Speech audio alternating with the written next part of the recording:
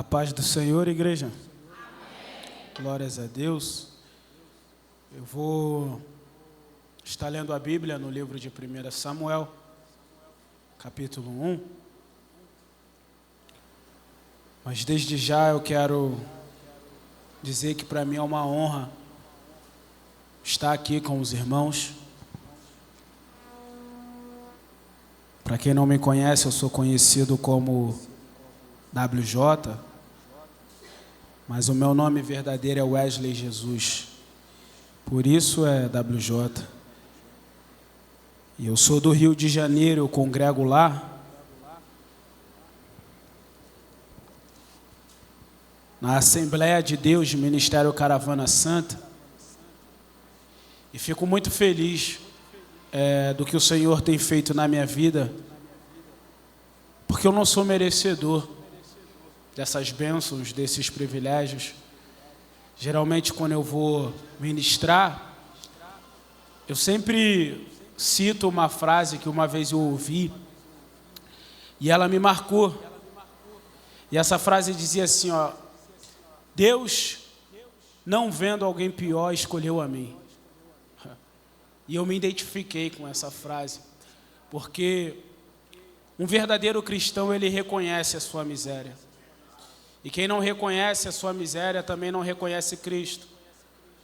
Porque no livro de João diz, olha, porque Deus amou o mundo de tal maneira que deu seu Filho unigênito para todo aquele que nele crê e não pereça, mas tenha a vida eterna. Então a Bíblia, no livro de João, fala sobre perecer, né? E essa é a nossa condição verdadeira, sem Jesus. Então eu primeiro preciso reconhecer que eu estou perdido para depois ser achado por Ele. Eu primeiro preciso reconhecer que eu sou um pecador para depois ser perdoado por Ele. Porque no fim tudo é Ele que faz. A gente não faz, a gente reconhece o que a gente não é, para poder reconhecer o que Ele é e o que pode ser na gente. Mas no fim é Ele que é, né? Uma frase muito... Eu cito sempre esse pregador porque eu gosto muito dele, Charles Spurgeon. Da outra ministração que teve aqui, eu já falei dele 2 vezes, mas porque eu acho que Charles Spurgeon é um dos pregadores que mais me trouxe essa visão da miséria do homem. E ele diz uma frase que assim quando alguém falar mal de você, não se preocupe. Você é pior do que eles pensam. E eu acho que o evangelho é por aí, sabe? É por isso que eu não me justifico quando alguém falar de mim. Você aqui, na verdade, não sou o que você está falando. Sou pior do que você está falando. Mas graças a Deus, que não é você que vai salvar minha alma, é Jesus, né? Então você fala de mim o que quiser, mas eu sendo pior, Ele decidiu me salvar. E se Ele decidiu me salvar, a palavra já diz: quem tentará acusações contra os eleitos de Deus? Se Ele me escolheu, irmão. Não tenho nada a ver, ou melhor, na verdade não tenho nada a ver, né? Agora que eu sei que Ele me escolheu, eu me coloco na posição de escolhido, né? Porque a verdade é essa: quem tentará acusação contra os eleitos de Deus? Davi foi lá e fez o que fez. Cobiçou a mulher do próximo, adulterou com a mulher do próximo, matou o próximo, casou com a mulher. Para mim tinha que ser condenado, mas Deus decidiu manifestar misericórdia. Quem tentará contra os eleitos de Deus? Não é comigo, né? Eu condenaria um homem desse. Assim como nós, enquanto humanidade, às vezes até enquanto igreja, condenamos um monte de pessoa que está aí fora. Mas são pessoas que Deus escolheu. Quem somos nós para dizer que não é? Porque quem tentará contra os eleitos de Deus? E é assim que funciona. Então, que privilégio, que honra, e que o Senhor possa falar aos nossos corações. Amém? Livro de 1 Samuel, capítulo 1, todos acharam? Amém.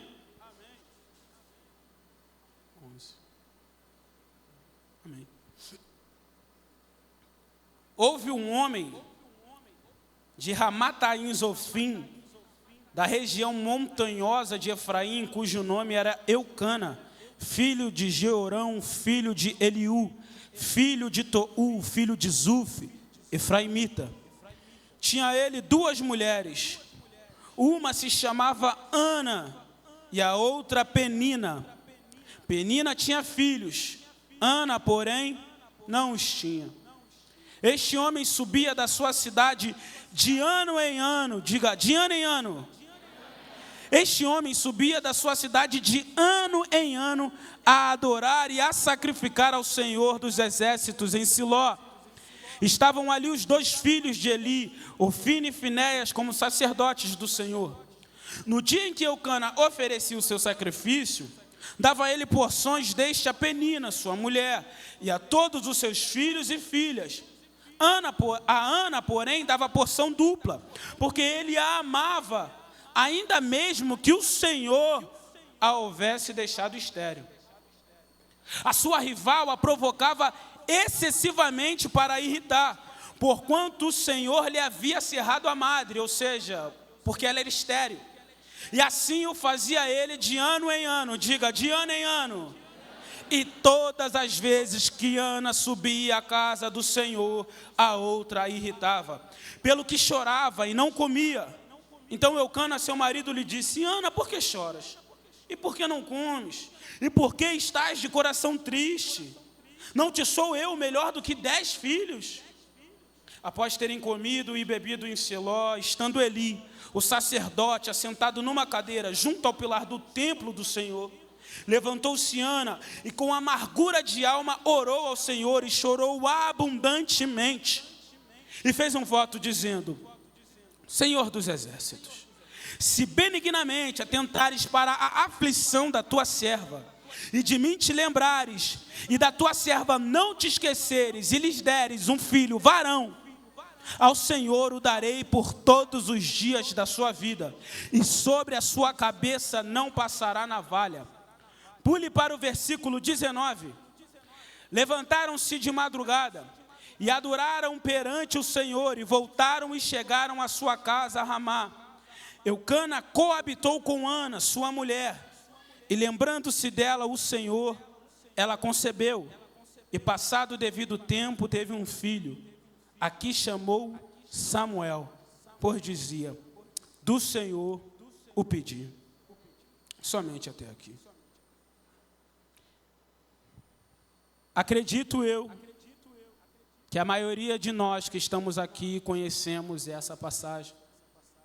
Mas para quem não conhece, eu quero apenas contextualizar para entender o que aconteceu. Aqui eu vou basicamente repetir o que está escrito, mas talvez, às vezes lendo a gente tem dificuldade de compreender e talvez falando a gente compreenda melhor. Eucana, da tribo de Efraim, tinha 2 mulheres, Penina e Ana. Penina tinha filhos, Ana não tinha filhos. E a palavra diz que o Senhor havia cerrado a madre de Ana, ou seja, o Senhor fez com que ela não pudesse gerar. E de ano em ano era costume do povo de Israel ir até Siló para sacrificar e adorar ao Senhor.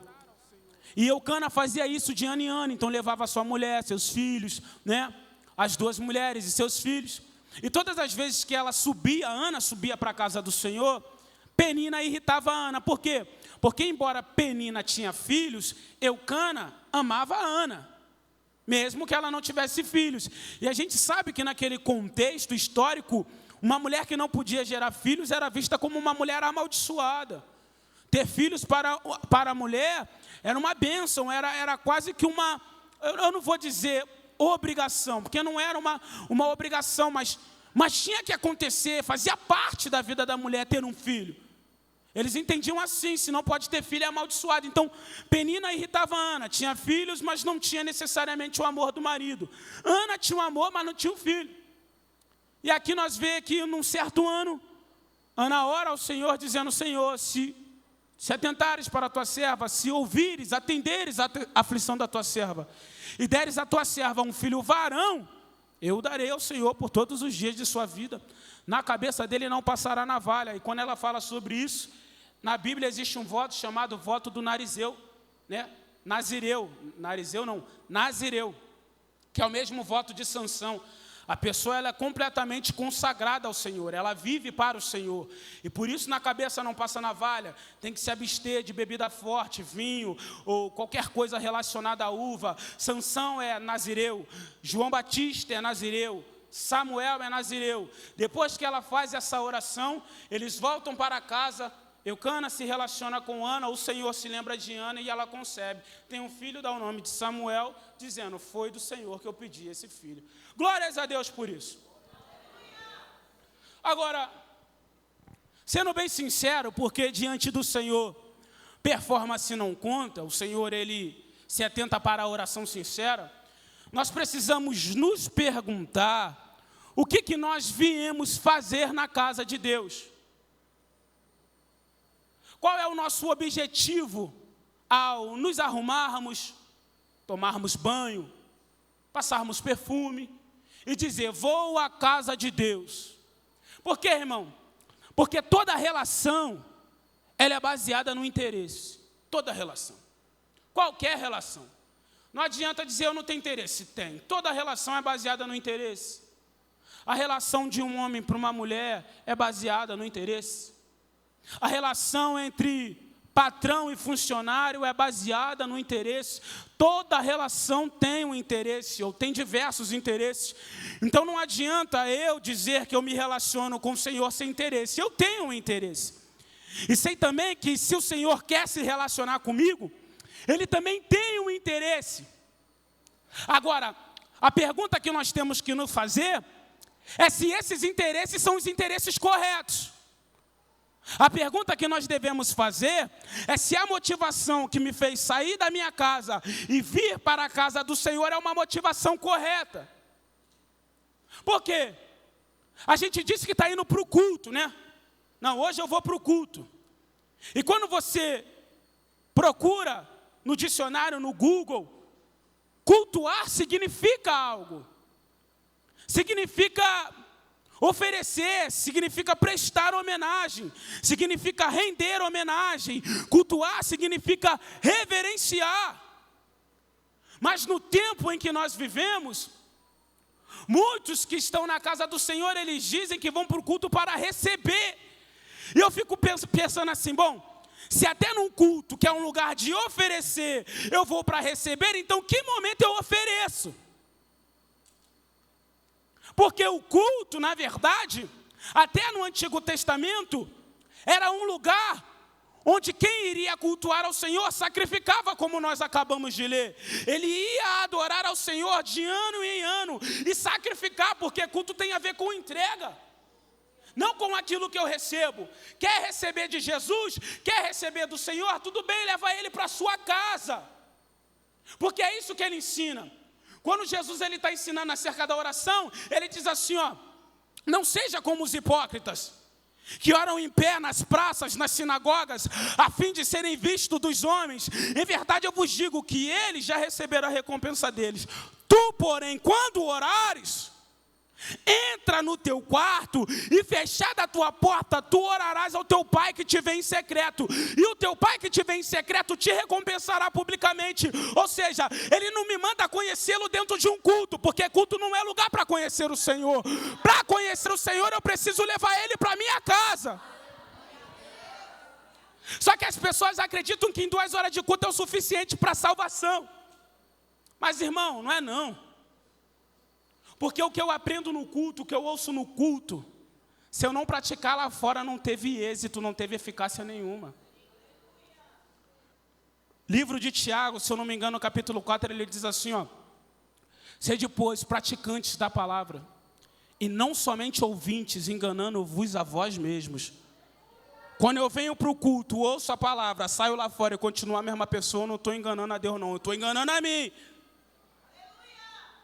E aí a gente, no final da ministração da palavra do Senhor, diz assim, quem quer fazer uma aliança com o Senhor? Quem quer voltar? Quem quer renovar os votos? As pessoas não querem. Por quê? Porque elas querem receber do Senhor sem compromisso. E é por isso que na maioria das vezes, esse tipo de pessoa entra dentro de um culto. Eu vou lá para receber não, irmão. Você vai lá para oferecer. Dê o seu melhor louvor. Dê as suas melhores palmas. Faça o melhor para o Senhor, porque culto tem a ver com entrega. Agora, se eu quiser intimidade, se eu quiser crescer em intimidade, eu vou levar o Senhor para casa. No final do culto ele vai ter que sair comigo. Mas o que acontece? Nós acreditamos que o Evangelho, pelo menos o Senhor, por muito tempo ele é exposto assim, né? Como alguém que veio para satisfazer a vontade do homem, mas não é. Esse não é o Senhor que a Bíblia revela. Jesus Cristo, ele sabe muito bem ser Senhor. E como Senhor, ele sabe muito bem ditar as regras. Ele sabe muito bem ditar as ordens. Ele não disse assim, aquele que quiser venha após mim, que eu vou fazer tudo o que você pedir. Não. Aquele que quiser vir após mim, negue-se a si mesmo, tome a sua cruz e me siga. Ele não está aqui para ceder aos caprichos dos homens, não. Aquele que quiser vir após mim, negue-se a si mesmo, tome a sua cruz e me siga. Ah, mas eu não quero, então não venha. Que isso, irmão? Isso é Bíblia, não sou eu que estou dizendo. Deus queira salvar a alma de todo mundo aqui, mas se você não quer, Jesus não é mercadoria para ser empurrado goela abaixo, dizendo, por favor, aceite Jesus. Não. Aceitar Jesus é um favor que você faz para você.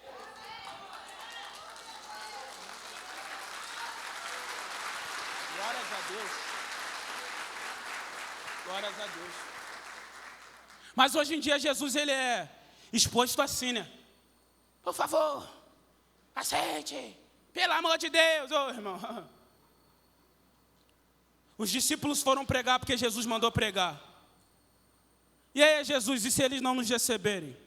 Jesus diz assim, se entrares numa casa e numa cidade, e eles não vos receberdes, e nem receberdes as vossas palavras, ao sair daquela casa e daquela cidade, sacudi o pó dos vossos pés. Em verdade vos digo, haverá menos rigor para Sodoma e Gomorra no dia do juízo do que para aquela casa. Minha função, enquanto ministrador da palavra, pregador, não é convencer e não é ficar insistindo, é esclarecer. É pregar, é dizer que, olha, eu gosto muito de fazer analogias, porque é assim que eu costumo entender as coisas. E o professor, quando eu estou na escola, ele me ensina a matéria, mas ele não me obriga a acreditar no que ele está dizendo. Ele coloca lá, segundo o conhecimento que ele tem, que 1 mais 1 é 2. Porque ele sabe que um dia eu vou ter que fazer uma prova.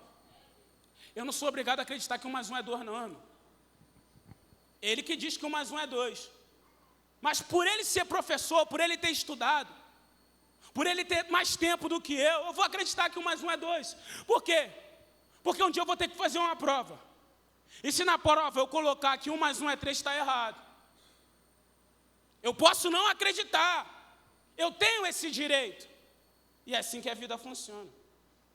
O ministrador da palavra, ele te esclarece Deus segundo a verdade. Mas no fim você acredita no que você quiser. Mas um dia você vai ter que fazer uma prova. E se você colocar as respostas erradas, Deus não tem o culpado por inocente. Você ouviu a palavra. Ela foi ministrada para você. Isso é uma ameaça, irmão? Não. Porque Deus não quer controlar ninguém pelo medo, não. Deus não é assim, não. Quem controla pelo medo é o homem. Deus controla o ser humano pela verdade. Conhecereis a verdade vos libertará. Não é te assustando, não. É te contando fatos. É dizendo que 1 mais 1 é 2. Ah, não, coloca 4, coloca 50 mil. 1 mais 1 é 2. Mas nós viemos acreditando, não. Porque o Senhor, hoje em dia, ele é bonzinho, né? Hoje em dia ele é o paizinho, é o amiguinho. Então ele tem que satisfazer as minhas vontades. Porque se ele não fizer as minhas vontades, eu vou embora. Eu não vou mais, eu vou procurar outra coisa, porque o Senhor me ama. Irmão, o Senhor te ama, mas amor verdadeiro não é aquele que faz tudo o que você quer, não. Amor verdadeiro é aquele que corrige, é aquele que diz, está errado, não faça. Eu vou duvidar do meu amigo que aprova tudo que eu faço. E vou tentar manter por perto aquele amigo que diz aí, WJ, sou teu parceiro, mas isso daí não foi maneiro não, mano. Entendeu? Um pai que satisfaz todas as vontades do filho, irmão, em qualquer lugar do mundo, é um bobão. Falta pouco a criança dar na cara dele, porque ele não impõe limites, e diz que isso é amor. Isso não é amor não, irmão. A palavra diz no livro de Hebreus, que Deus, Ele disciplina, olha como disciplina e amor, eles andam juntos. Deus disciplina todo filho que ama, e açoita todo filho que recebe. Se Deus não te disciplina, se tu está no erro, e sabe que Deus não te disciplina, irmão, toma cuidado. Porque Deus, ele é um pai educado, não sai por aí corrigindo o filho dos outros, né? Eu não sou pai não, mas é certo que todo pai aqui não sai, né? Vai corrigir o seu filho. Não vai sair por aí corrigindo o filho dos outros. Deus faz a mesma coisa, Ele corrige os dele. Se você erra, se você vacila e Deus não faz nada, toma cuidado. Porque isso pode significar que você não é filho de Deus. Ah, irmão, todo mundo é filho de Deus, né? Não, irmão. Para ser filho de Deus é necessário nascer do Espírito. Segundo o que o Senhor diz a Nicodemos, porque Ele diz, todo aquele que é nascido da carne é carne, e todo aquele que é nascido do Espírito é Espírito. Tem que nascer de novo. Mas se eu venho para a igreja só em prol daquilo que o Senhor pode me proporcionar, em termos materiais, significa que eu não quero nascer de novo. A gente vem, quebra a cara lá fora, satisfaz as nossas vontades,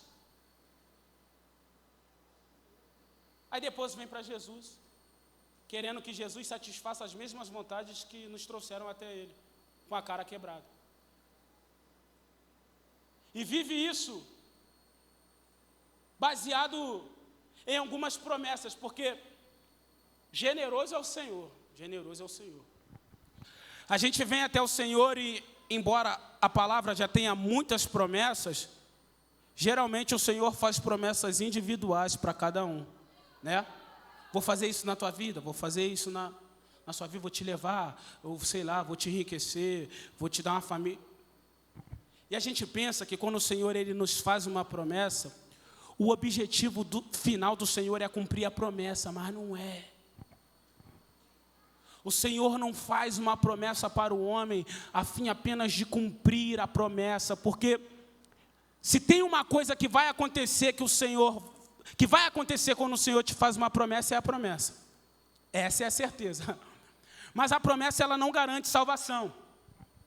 Deus falou para Davi assim, olha Davi, vou te fazer rei. Ele não disse que Davi ia ser um bom rei. Ele não disse, Davi, vou salvar tal, eu vou te fazer rei.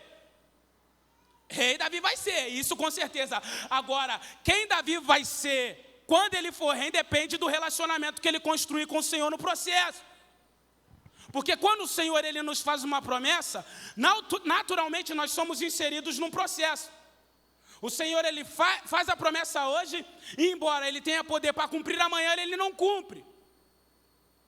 E a gente não entende por quê. Por quê que demora tanto tempo para Deus, Ele faz uma promessa para Abraão e demora 75 anos. Abraão, sai da tua terra, aquelas ideias que a gente já conhece, vou fazer de ti uma grande nação, abençoarei os que te abençoarem, amaldiçoarei os que te abençoarem, vem comigo, Abraão, que vai dar tudo certo. Abraão tem 75 anos, a promessa só se cumpre quando, depois de 25, Abraão tem 100. Com 75 anos Deus chama ele, cumpre a promessa quando ele tem 100. Irmão, eu tenho 26 anos. Para a promessa cumprir na vida de Abraão, ele esperou basicamente o meu tempo de vida. Falei, por que tanto tempo? Tem que ter um propósito esse tempo. Tem que ter um propósito esse processo. Não tem que? Deus faz uma promessa para Davi. Davi, vou te fazer rei. A gente acredita que Davi tinha entre 15 e 17 anos quando recebeu essa promessa. Vou te fazer rei. Só que Davi, ele só se torna rei com 30 anos. E isso de Judá. Para se tornar rei de todo Israel, ele espera mais 7 anos. Ou seja, para ver a promessa se cumprir em sua totalidade, Davi esperou aí 22 anos, mais ou menos, para ver a promessa se cumprir por completo. E se pergunta, por que Deus faz essas coisas?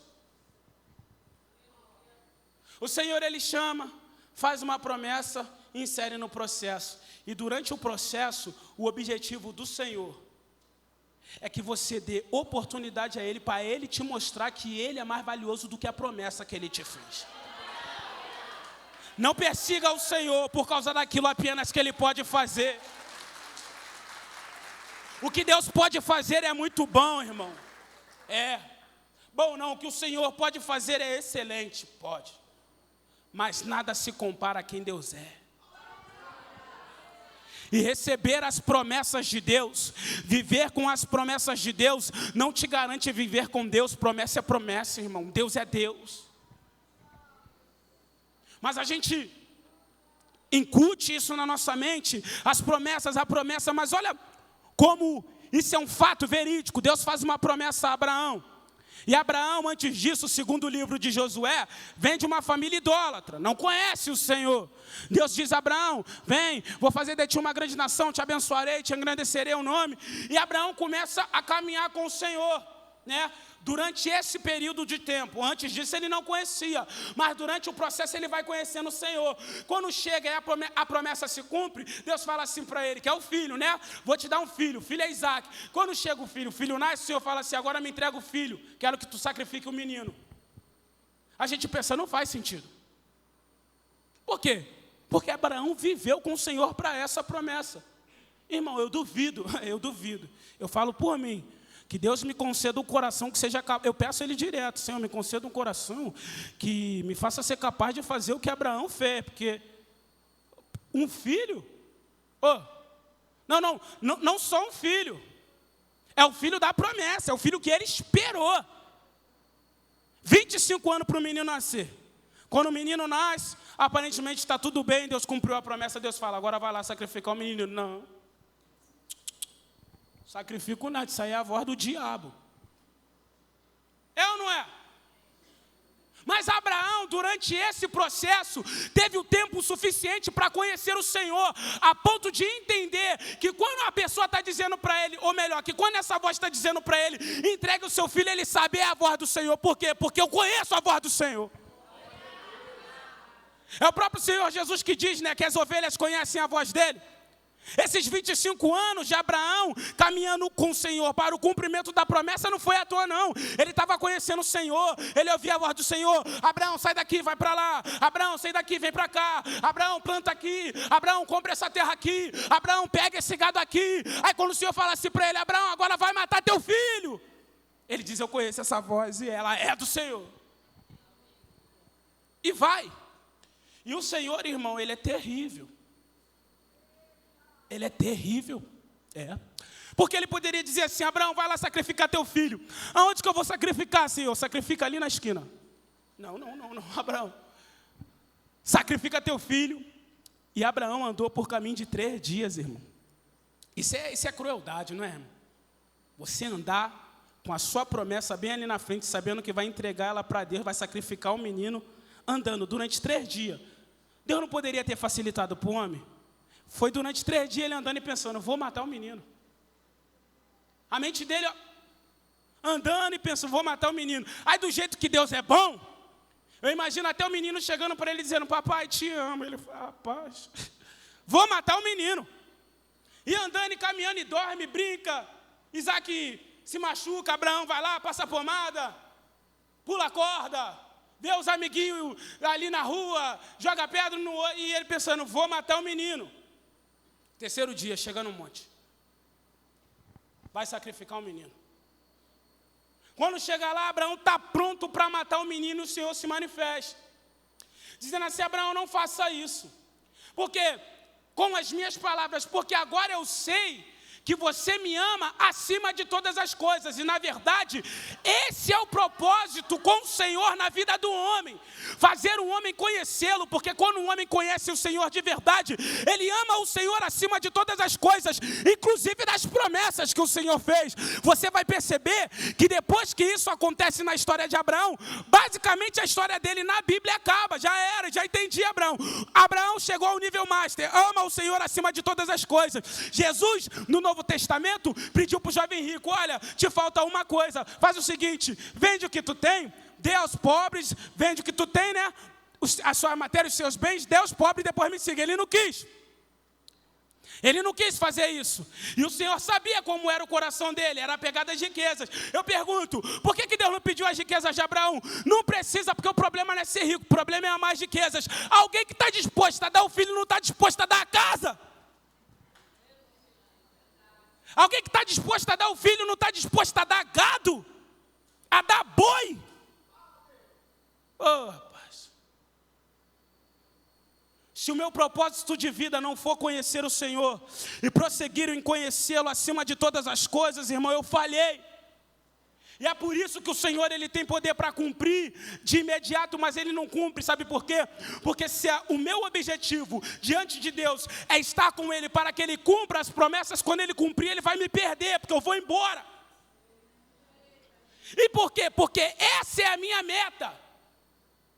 A minha meta é que Deus cumpra a promessa que me fez de que vai me dar uma empresa. No dia, se eu tenho isso como meta, no dia que Ele me der a empresa, Ele me perde. Porque essa era a minha meta. É por isso que se vê muitas pessoas entrando pelo templo, em prol de algo, em prol de uma busca, em prol de uma benção. Recebe a benção, vai embora, não volta nunca mais. Essa era a meta. Quando eu pego um ônibus, irmão, quando eu pego um transporte público, eu sei aonde eu tenho que descer, né? Eu tenho um ponto, eu sei o ponto que eu tenho que descer. E quando chega no meu ponto, o que eu faço? Eu desço. O ônibus continua, o transporte continua, mas eu desço. Por quê? Porque o meu objetivo era chegar ali. E assim acontece diante do Senhor também. A gente vê pessoas diante de Deus. Isso é muito sério, irmão, e muito triste também. Mães, pais, que amam os filhos mais do que amam a Deus. Isso é muito pouco falado, sabe? E a pessoa intercede pelo filho, porque o filho está na droga, porque o filho está nisso, e porque o filho está naquilo. E a gente começa a se perguntar, por que Deus não cumpre, por que Deus não liberta o menino? Por que Deus não liberta a menina? Por que Deus não faz isso? E o Senhor está dizendo, é porque se eu fizer isso, como é a sua meta? Se eu fizer, você vai embora, eu vou perder teu filho, vou perder você também. Porque essa é a meta, o meu objetivo em andar com Deus não pode estar naquilo que Ele faz somente. Eu preciso conhecer e me relacionar pelo que Ele é, porque o que Ele é, irmão, o que Ele faz pode me dar um prazer momentâneo, sabe? Eu não tenho nenhum problema com essa ideia de que Deus vai te dar carro. Não. Deus pode dar carro, Deus pode glorificar o nome dEle no carro, Deus pode glorificar o nome dEle numa casa, Deus pode glorificar o nome dEle numa família, mas tudo isso é passageiro. O carro que o Senhor te dá hoje, mesmo que seja o carro do ano que vem já era, já passou. A casa que Deus te der hoje, por mais que seja a casa mais bonita, ano que vem, se você procurar, você vai ver rachadura, você vai ver problemas, vai ter que fazer manutenção na casa. Mas a presença de Deus, irmão, Ele é capaz de te sustentar, de te dar prazer por toda a eternidade. Só que esse evangelho, ele não agrada muito hoje em dia, não. Não agrada não. Para funcionar tem que mexer com a minha emoção. Palavra por si só não é palavra. Se eu não sentir nada, não é palavra. É por isso que eu digo que a fé começa aqui, ó. A fé começa na mente e não no coração. Porque se eu me relaciono com Deus baseado no que eu sinto, irmão, a minha relação com Ele vai ser volúvel, tal como os meus sentimentos. Eu não venho ao Senhor pelo que eu sinto. Se eu estou feliz, eu oro. Mas se eu estou triste, eu devo orar também. Se eu estou sendo abençoado, eu oro. Mas se eu sinto que eu não estou sendo, eu vou orar também. Por quê? Porque eu não sou refém dos meus sentimentos, não. A gente diz assim, olha, você quer reconhecer o Senhor? A pessoa pensa, não, mas eu não estou sentindo nada. Mas não é para sentir, palavra não é sentimento, palavra é verdade, é certeza. Conhecereis a verdade vos libertará. Olha, o povo perece por falta de fé, Jesus? Não, o povo perece por falta de conhecimento. Só que o que acontece? Se a fé vem pelo conhecimento da palavra, se eu não tenho conhecimento, logo eu tenho uma fé fraca. Palavra. As pessoas acompanhavam Jesus, seguiam Jesus, perseguiam Jesus por aquilo que Ele fazia. Multiplicação, olha, Jesus ontem ressuscitou o morto. Vamos ver o que Ele vai fazer hoje. Hoje Jesus vai lá e alimenta a multidão com pães, com tudo. Vamos ver, hoje Jesus ressuscitou o cego, hoje Jesus curou um cego. Aí teve um dia que Jesus falou para a multidão, porque ele entendeu que a multidão perseguia ele, mais pelo que ele fazia do que aquilo que ele era. Então ele decide naquele dia só palavra, só pregar. E a multidão começa a olhar para o outro e falar: irmão, existem muitos bons pregadores por aí. Existem, pregam a palavra com verdade. Mas eu acredito que não dá para a gente imaginar com perfeição Jesus pregando. Eu prego a palavra de Jesus. Jesus é a palavra pregando ele mesmo. Irmão, Jesus deve ser... imagina Jesus ali pessoalmente no Sermão da Montanha. Irmão, que maravilha, que graça, que poder. Agora é Jesus no meio da multidão pregando. Toma. Aí sabe o que a multidão diante de Jesus diz? Essa palavra aí é dura, hein? Estou gostando não, vamos embora? Bora. Uma multidão. Ih, rapaz, hoje ele só vai falar? Estou gostando não, hein? Vamos embora. E é Jesus que está pregando. Ih, vai curar, não estou vendo, não está curando ninguém. Sinal nenhum, sentimento nenhum, só palavra. Vamos embora. No final, Jesus muito preocupado, vendo que está todo mundo indo embora, que Jesus ele é refém da influência sobre os homens, ele vê que ficou os 12. Aí como ele estava muito preocupado, ele disse assim: e vocês não vão embora também não? Não quer ir embora também não? Aí Pedro se levanta e diz assim: para que iremos nós? Se só tu tens palavra de vida eterna. Nós não estamos aqui, Jesus, apenas pelo que o Senhor pode fazer. Nós estamos aqui porque nós cremos que o Senhor é Filho de Deus.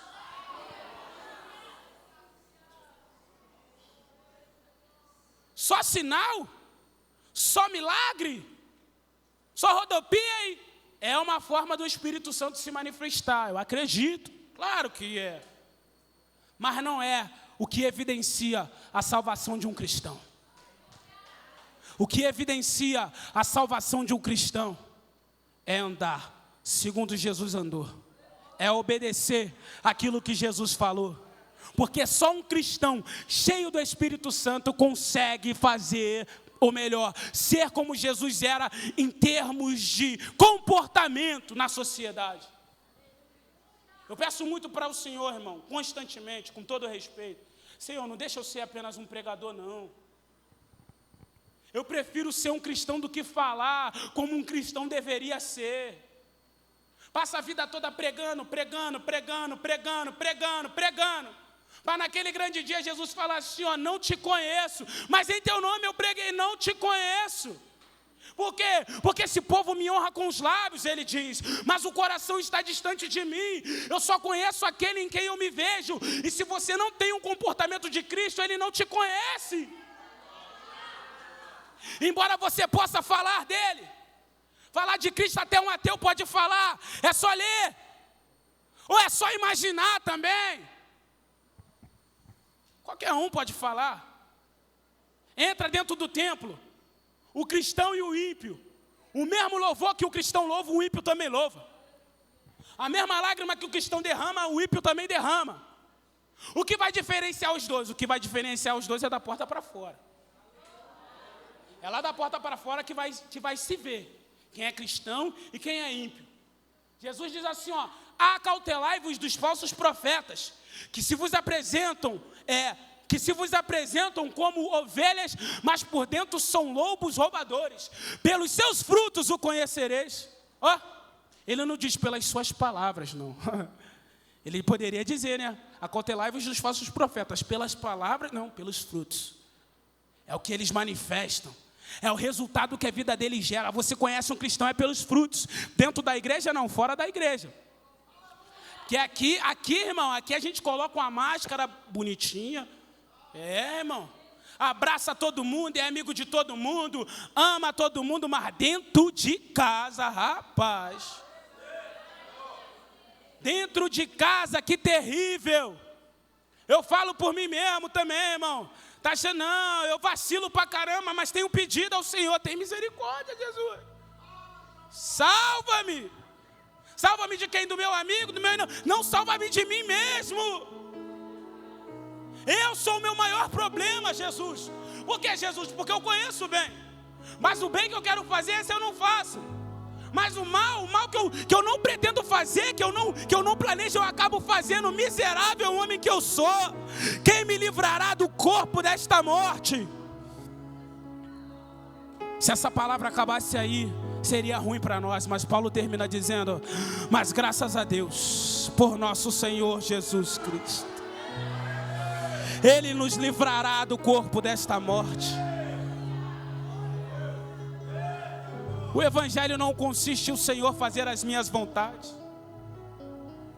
Eu fico lembrando de Davi, que depois que viveu a promessa, cometeu um grave pecado. E depois disso ele vai salmodiar o Salmo 51. Davi era um menino pobre, irmão, que se tornou rei, rico, milionário, rei, irmão. Davi tinha quantos carros queria. Davi vestia as melhores roupas. Davi tinha mulheres, irmão. Davi tinha servos e servas. Davi tinha um exército à sua disposição. Eu fico imaginando, eu tenho para mim, que o maior medo de quem já foi pobre e se torna rico é se tornar pobre de novo. Esse é Davi. Alguém que era pobre, pouquinha coisa, se tornou rei. Agora, quando Davi anda, irmão, as pessoas reverenciam Davi, abaixam a cabeça. Aquele ali é o rei Davi, ó. Os israelitas que nascem, quando são novinhos, já são ensinados: quando tu vê esse rapaz aqui, quando tu vê esse homem passando, inclina a cabeça que é o rei Davi. Davi está vivendo a promessa. Aí ele peca, faz o que não deve. Deus vem, usa o profeta Natan, revelando tudo o que ele fez. Aí Davi se arrepende e diz: pequei contra o Senhor. Aí o Senhor diz assim: Davi, o Senhor perdoou o seu pecado, não morrerás. Mas por ter dado motivo dos inimigos do Senhor blasfemarem o nome dele, o filho que te nasceu morrerá, e da tua casa, da sua descendência, eu suscitarei o mal contra ti. Davi vai jejuar, Davi vai se humilhar. E aí ele salmodia o Salmo 51. E olha que bonito. Por quê? Porque Davi vive para aquela promessa. E eu penso, se ele viveu para a promessa, o que ele não pode fazer é perder a promessa. Esse era o meu raciocínio, até ouvir o que ele diz no Salmo 51. Cria em mim, ó Deus, um coração puro, e renova dentro de mim um espírito inabalável. Não me repulses da tua presença, nem me retires o teu Santo Espírito. Não, Davi, você está orando errado, Davi. Sabe por quê? Porque você viveu para a promessa. Deus colocou uma coroa na tua cabeça. Você devia orar: Senhor, não me tire a coroa, não me tire os servos, Senhor, não me tire as mulheres, Senhor, não me tire o dinheiro, não me tire as riquezas, Senhor, não me tire o prestígio. Davi, durante esse processo de conhecer o Senhor, ele conheceu tão bem que ele sabe que ele pode viver sem tudo, sem coroa, sem servo, sem roupa, sem nada, mas ele não pode viver sem a presença de Deus. E é isso que ele diz: não retire de mim o teu Santo Espírito.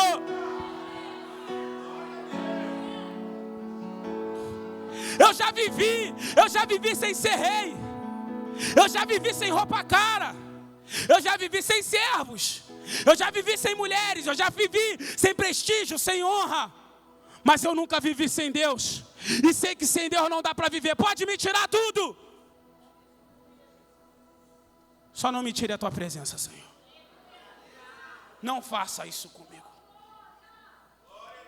E é nisso que consiste a vida do homem.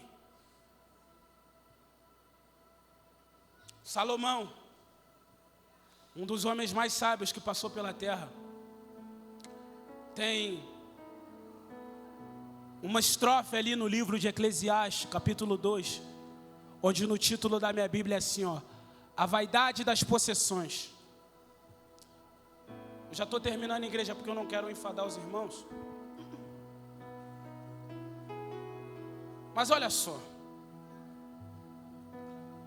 Eclesiastes capítulo 2.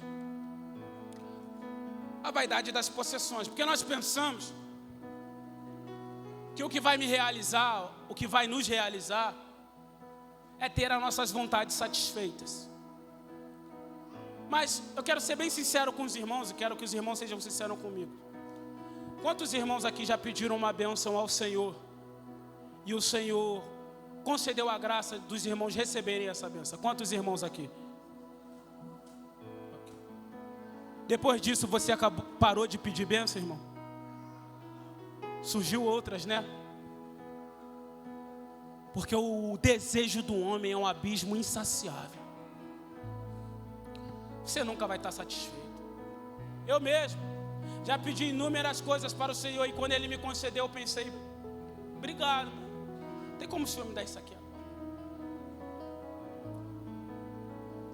Nós pensamos que o que vai nos realizar é ter as nossas vontades todas satisfeitas, mas não é. Olha o que Salomão diz no livro de Eclesiastes. Disse comigo, vamos, eu te provarei com a alegria, goza pois a felicidade, mas também isso era vaidade. Do riso é loucura e da alegria de que serve. Resolvi no meu coração a dar-me ao vinho, regendo-me contudo pela sabedoria. O que Salomão está fazendo aqui, ele não está fazendo como um louco não. Salomão é um homem sábio. Ele está procurando saber qual é o propósito do homem debaixo do sol. E ele está fazendo regido pela sabedoria. Ele diz, me entreguei ao vinho, regido pela sabedoria. Ele não está como um bêbado. Não, vou me entregar para ver se isso aqui vai realizar o homem. É isso que ele está dizendo. Disse, me entregarei ao vinho, regendo-me contudo pela sabedoria. E entregar-me à loucura, até ver o que melhor seria que fizessem os filhos dos homens debaixo do céu durante os poucos dias da sua vida. Empreendi grandes obras, edifiquei para mim, diga, para mim, casas. Não, só para mim. Empreendi grandes obras, edifiquei para mim, casas, plantei para mim, vinhas, fiz jardins e pomares para mim. E nestes plantei árvores frutíferas de toda espécie. Fiz para mim açudes para regar com eles o bosque em que reverdenciam as árvores. Comprei servos e servas e tive servos nascidos em casa. Também possuí bois e ovelhas, mais do que possuíram todos os que antes de mim viveram em Jerusalém. Amontoei também para mim prata e ouro e tesouros de reis e de províncias. Provi-me de cantores e cantoras e das delícias dos filhos dos homens, mulheres e mulheres. Engrandeci-me e sobrepujei a todos os que viveram antes de mim em Jerusalém. Perseverou também comigo a minha sabedoria. Tudo quanto desejaram os meus olhos não lhes neguei, nem privei o coração de alegria alguma, pois eu me alegrava com todas as minhas fadigas, e isso era a recompensa de todas elas. Considerei todas as obras que fizeram as minhas mãos, como também o trabalho que eu com fadigas havia feito, e eis que tudo era vaidade e correr atrás do vento, e nenhum proveito havia debaixo do sol.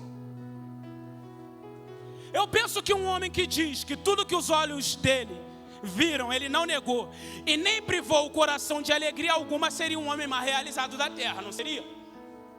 Ele disse, meu olho viu, não neguei. Salomão tinha grana, irmão. Um dos homens mais ricos de toda a terra era Salomão. Você passa por uma casa e tem desejo de comprar. Salomão via e comprava. Bem, você vai no shopping, olha uma bolsa, tem o desejo de comprar, ele comprava. Bom, nós passa por uma concessionária e diz assim, caramba, um dia eu vou comprar aquele carro. Salomão comprava a concessionária. Um homem que é solteiro olha para uma mulher bonita e fala, poxa, se Jesus me desse essa. Salomão olhava, era rei, podia, toma, bem, casava. Como eu faço para ganhar dinheiro? Salomão amontoei mais do que todos. Você pensa, esse cara é o mais realizado da terra. Versículo 17, pelo que odiei a minha vida, por mim foi penosa a obra que se faz debaixo do sol. Sim, tudo é vaidade e correr atrás do vento. Como assim, Salomão? Não. Você tem a mulher que quer e não é feliz? Você tem a quantidade de dinheiro que quer e não amou a sua vida? Você comprou tudo que você queria? Quantas casas você queria? Salomão, cantores, me provi de cantores. Canta uma música aí. Cantava. Servos e servas nascidos dentro de casa. Até para tomar banho alguém esfregava ele. O cara é Salomão. Pelo que odiei a minha vida. E durante o livro de Eclesiastes ele vai procurando descobrir qual é o propósito do homem debaixo do sol. Mas lá no último capítulo, capítulo 12, ele diz assim, ó: de tudo que se tem ouvido de tudo que se tem ouvido a suma temei ao Senhor e guardai os seus mandamentos, pois este é o dever de todo homem. Procurando saber qual era o propósito do homem debaixo da terra, ou melhor, debaixo do sol, ele chegou à conclusão que o melhor que se podia fazer era temer o Senhor e guardar os mandamentos. Fique de pé, igreja.